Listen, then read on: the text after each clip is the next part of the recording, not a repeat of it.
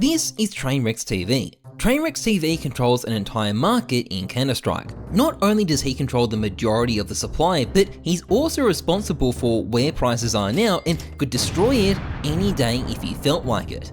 Now, you may hear this and think it's a sign that the skins market is highly unstable and could easily collapse on a moment's notice, and that this is all just some giant bubble being created by rich people who are just waiting to leave us all holding the bag. But in this video, I'm going to be explaining why that's actually not the case, and why rich people hoarding shit is actually keeping prices up, not down, and making the market less rather than more risky.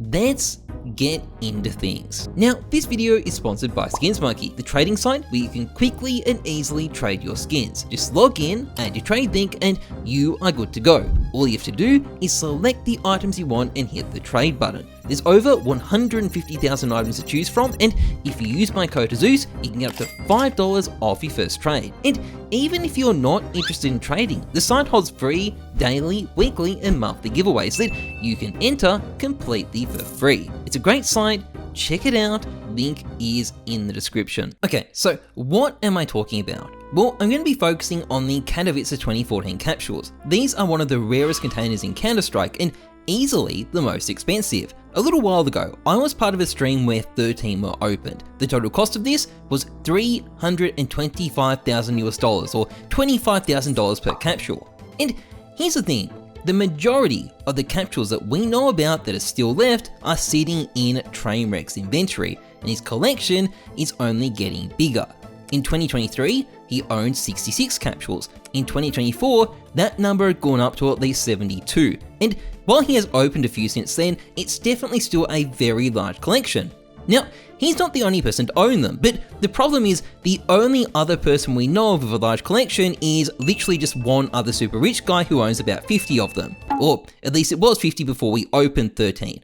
Anyway, this puts the vast majority of the known supply in the world in the hands of just a couple of the rich guys. Beyond that, there's a single digit number available on marketplaces, and that's mostly it. So how did we get to the situation where some capsule is actually this expensive anyway? When they first released in 2014, Valve was selling them for just 25 cents. Well, aside from the fact that Counter-Strike was tiny back then, when they first came out, stickers were pretty new and people didn't like them very much. Because of that, not many people stocked up, and when it turned out there actually weren't enough of these things, the market got hot quickly.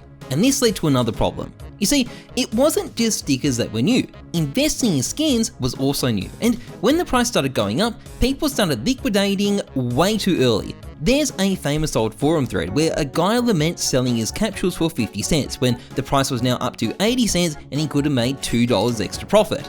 Another example is War Owl, or at least I think he's an example, I couldn't find the original clip, but I'm pretty sure there's an old video where he talks about how he bought a bunch of these capsules and sold them all for $60 each. It might sound unfortunate now, but by the standards of the time, that was some smart investing. But as the price of the capsule got higher and higher, something really interesting started happening. Its price tag stopped being a liability and started being an asset. The insane price of Kato stickers was a massive incentive for anyone who was rich and wanted attention to craft with them, and also to open the capsules themselves.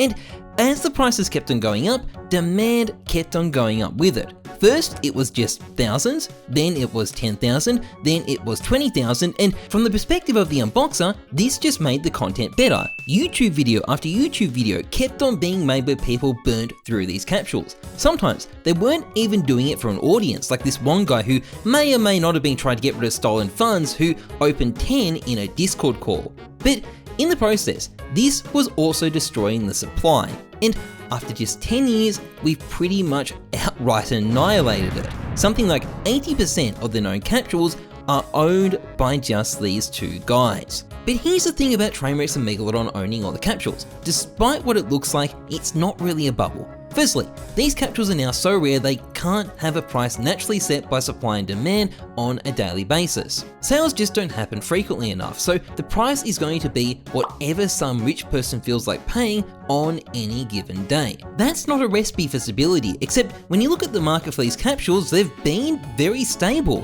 There's been a long-term steady increase in price, and that increase has stuck. The stickers themselves, on the other hand, have been quite volatile, but the capsules have just gone up.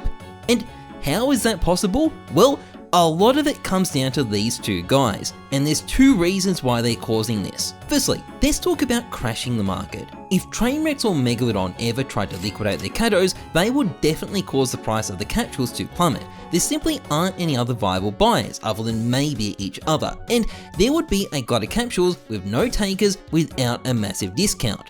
But here's the problem. Who loses money here?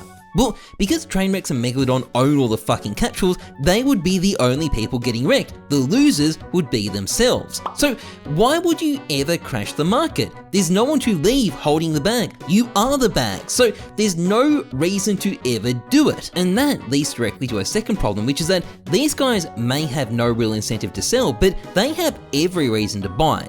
You might have noticed earlier, I was talking about known capsules, and this is because there are quite a lot of unknown capsules out there. Most of them are in old, abandoned accounts, but sometimes the owners reactivate and sell off their capsules. But what if there's no buyer? Well, the nominal price of a capsule could potentially crash, and even if the price only went down $5,000, well, Trainwrecks and Megalodon would both be losing a six-figure sum. And because of that, they have every reason to step in and take the capsule if it becomes available, because if there's no one to take it, they will be the ones taking a hit. So long as the price is halfway decent, there is every reason to buy. And because of these two things, these guys are making the market more stable, not less. Anyway, the reason I want to look at this isn't because I think the Katos are some massively consequential part of the market. They're not. It's because as time goes on, this kind of phenomenon is going to become more and more common. As older skins become rarer and rarer, there are going to be more chances for a small number of rich buyers to completely control the market. And what I want to show here is that this is probably just going to make skins more expensive. Once someone's bought in, they have every reason to keep the price up, regardless of what's happening to the rest of the market. And that will probably end up making some skins go from being very unaffordable to super giga ultra mega unaffordable.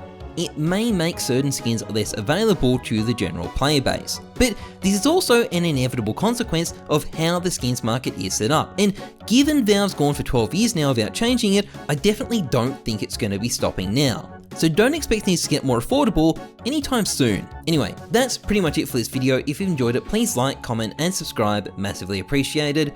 Otherwise, trust the numbers, not your gut. I'm Heyzeus. Thanks for watching. See ya.